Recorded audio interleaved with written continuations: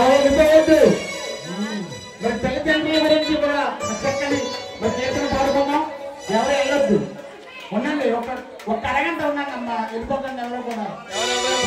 మరి సంవత్సరానికి 366 రోజులు, 65 రోజులు కూడా ఉన్నాయి. 25 రోజులు కూడా నిత్యము మానవుడితో పని ఉంటానే ఉన్నది, లేకుంటే ఏమీ లేదు. కాబట్టి కనీసం ఒక్క 2 గంటలైనా అమ్మవారి సన్నిధిలో ఉన్నానమ్మా ప్రతి ఒక్కరు.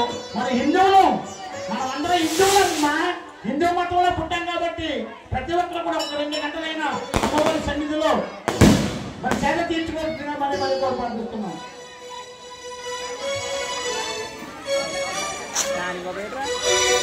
నాన్నగడు తీస్తున్నాడు, నాన్నగడు సీక దగ్గర తీస్తున్నాడు.